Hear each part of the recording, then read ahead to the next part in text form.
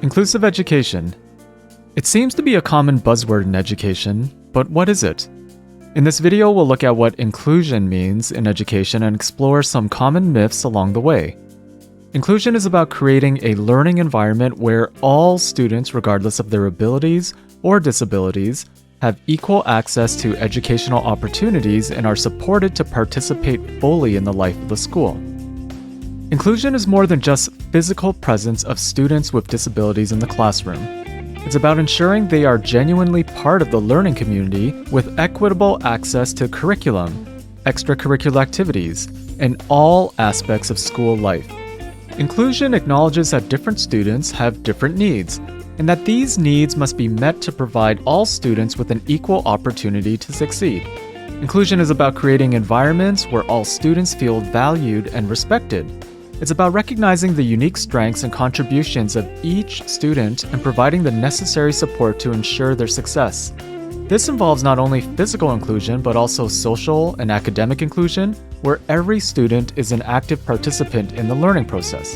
The Convention on the Rights of Persons with Disabilities, or CRPD, was adopted by the United Nations in 2006, and it underscores this commitment to inclusion. Inclusion is, quote, a process of systematic reform embodying changes and modifications in content, teaching methods, approaches, structures, and strategies in education to overcome barriers, with the vision serving to provide all students of the relevant age range with an equitable and participatory learning experience and environment that best corresponds to their requirements and preferences. The CRPD explicitly states that persons with disabilities have the right to education, and it mandates that countries ensure an inclusive education system at all levels. The CRPD calls for an education system that is accessible and inclusive, promoting the full development of human potential and sense of dignity, as well as strengthening of respect for human rights, fundamental freedoms, and human diversity. The discussion around equity, equality, and liberation can help us better understand inclusive education. Let's break it down with a powerful image from the Interaction Institute for Social Change. The artist Angus McGuire helps us understand equality, equity, and liberation in education in the following ways. In the first panel, we see equality. Here, everyone gets the same support. For example, a box to stand on. But notice only the tallest person can see the game. The shorter individuals still can't see over the fence. In education, treating every student the same doesn't address their unique needs or circumstances. This approach assumes everyone starts from the same place and has the same needs. This approach, also known as formal equality, often focuses on equal inputs rather than outcomes. For example, during the expansion of higher education access from the 1950s to 1970s, there were provisions to ensure equal participation, but they were often lacking. At that time, students with disabilities had to navigate inaccessible buildings and exam conditions, proving themselves on merit without the use of assistive technologies, which were considered an unfair advantage. Next, we have equity. In this scene, the boxes are distributed based on individual needs. The tallest person doesn't need a box, the medium height person gets one box, and the shortest person gets two boxes. Now everyone can see the game. In education, equity provides resources and support based on individual needs.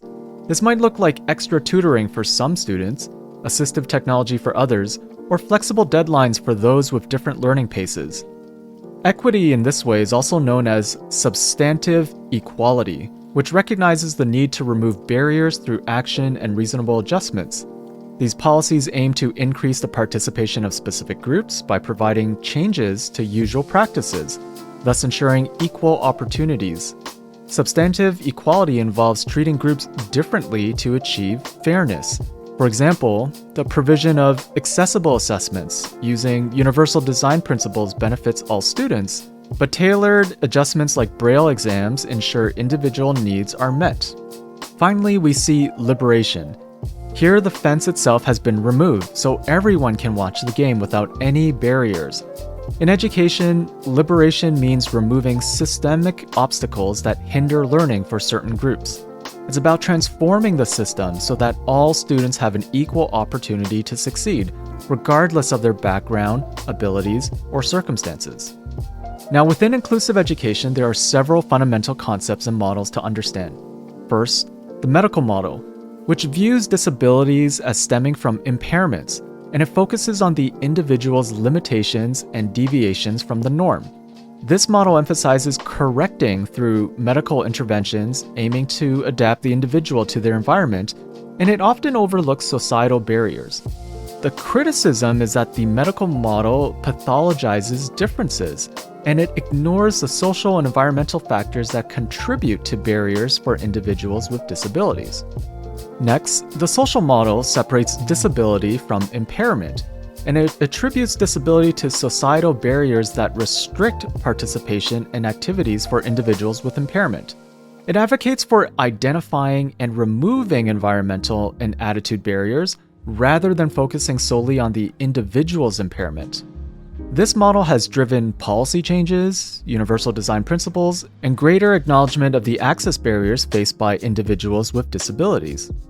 The human rights model focuses on human dignity, centralizing the role of individuals with disabilities in decision-making and viewing disability as part of human diversity. It supports the implementation of the CRPD, emphasizing social justice, and the values the contributions of diverse disability identities. This model establishes the human right to inclusive education and requires further development for practical application in educational settings. These models offer different perspectives on disability, underscoring the importance of addressing societal barriers, and it promotes human rights, shifting the focus from individual deficits to inclusivity and equal participation. So the issues of equality, equity, and liberation is brought about through many of these models, but I'll highlight three main practical things. First, access, ensuring that all students can access the physical and digital learning environments. Second, participation, supporting students to engage fully in school activities. Third, support, providing the necessary resources, accommodations, and modifications to help all students succeed. Access means making sure the school environment, including classrooms, resources, and extracurricular activities, are all accessible to all students. This involves physical accommodations like ramps and accessible restrooms, as well as digital access like providing materials in various formats. If physical accessibility is insufficient, the learning environment must also be intellectually and socially accessible. Participation is about more than just being present, it's about being actively engaged in learning and school activities. This requires creating an inclusive curriculum that reflects a diversity of students and teaching methods that cater to different kinds of learning. So participation also means evaluating each student's contribution and ensuring they have meaningful roles within the school community. Support involves providing the necessary resources, accommodations, and modifications that students need to succeed. And this can include things like additional support staff, assistive technologies, individualized education plans. Support should be proactive and preventative, addressing potential barriers before they impede student learning. It's equally important to understand what inclusion is not.